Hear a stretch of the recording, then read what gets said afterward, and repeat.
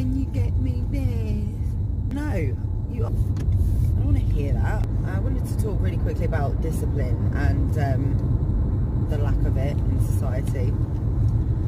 People, you know, are scared to smack their kids. It's not about smacking your kids. It's not about beating your kids.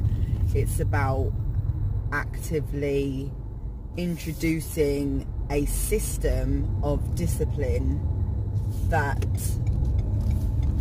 sometimes does require a tap. It's not a smack. You're not smacking your kids.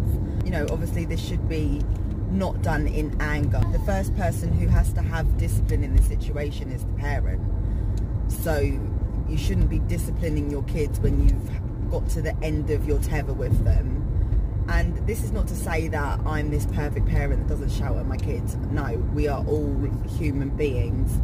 But when I'm implementing a system of discipline, when it comes to correcting behaviour, then there is a management system which does start with a warning that then goes to a sitting on the timeout, you know, sitting on the stairs. Normally, you know, it doesn't normally come to any sort of physical. It doesn't come to any physical form of discipline most of the time, because you've implemented and you're actually consistently going through the motions of a warning, a timeout, and also speaking to them about what the corrective situation is. So I don't believe in constantly being like, don't do this, don't do that, don't do this. What I think is better and what is more constructive is actually telling them the behaviour that you want. So rather than saying, don't stand up at the dinner table, you would say, sit down nicely at the dinner table. Rather than saying, don't push your brother, you say, respect your brother. Don't hog your toys, you should share your toys. It's just a simple way of changing how you talk and the instruction that you're giving, so that your children actually have a foundation of what behaviour is acceptable and what behaviour you want. Jordan Peterson says, you know, by the age of 4, you want to have laid down these firm foundations, because you don't want your kids going into the world where other people don't like them. You're setting them up to fail when you send them into a world where other people don't like them, because they have behavioural issues, because they have issues that you have not disciplined yourself to correct. That's just the way it is. Discipline yourself first. Don't just lose your temper and you're just always shouting. You're just shouting at your kids because you've lost your temper. You're ending up with no control, and then you're wondering why they have no control. They have no control because you've shown them what a lack of control is. You've not shown them what self-control looks like. So it is about talking with a very firm tone of voice. No, that is not the behaviour that is acceptable. This is what is acceptable. They carry on. They're throwing a tantrum. Even if they ask for things in a tone that is not acceptable, show them how to correct. You don't ask, Mum, can you get me this? No, you ask for it in a nice tone. Ask for it in a tone that is suitable, something that's not going to make me want to tear my hair out. I don't want to hear that. Mum, no. Build confidence from the start. So yeah, it's about talking to your kids with respect. It's about demonstrating respect. It's about teaching self-control by displaying self-control. It's about giving them examples of the corrective behaviour that we want from them, rather than a list of instructions of what we don't want.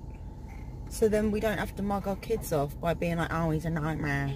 Oh, he's a nightmare. Oh, I can't deal with him. He's a nightmare. He's a nightmare because you haven't put a plan in place to correct his nightmarish behaviours. And it's probably because you're a nightmare, because you don't deal with his correct behaviour issues in the correct way, or she. So yeah, and also it only has to happen a couple of times. There's just key times as they're developing where you have to go in. You just have to be the absolute bastard parent. You have to be the parent who's just like, no. You go in a couple of times, and it's especially when you do it at home. When you do it at home, when you're out in public, they know you're not messing around. They're not going to mess around when they're out in public, because they know that there are consequences. When you say, don't do that, give them the crazy eye. Stop. They know you're not messing around. They know that it means business. Otherwise they will walk all over you. That's what they're designed to do. Kids are designed to drive you crazy, push you to the limits, because they don't know any better. Of course they're going to push you to the limits. They've got nothing better to do. If I had nothing better to do, I'd push people to the limits just for the fun of it.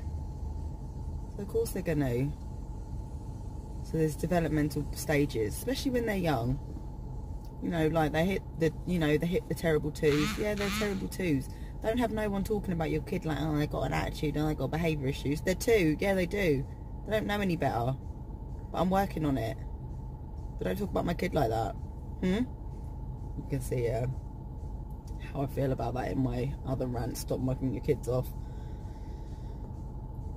But the point is, when you're consistent with the discipline, you don't have to be consistent with it. So when you do it when it needs to be done, it tapers off, and there will only be, you know, a few occasions where you have to reinforce it, and then it eases off.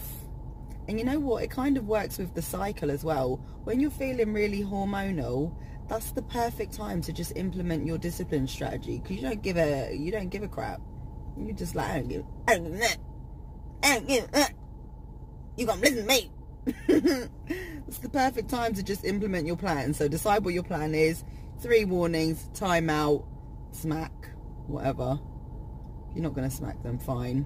But for me personally, I think that there are times, especially if your kid is willful and you've told them, say sorry, and they're sitting there like, don't want to do it, and you've done the time out and you've done the warnings, you know.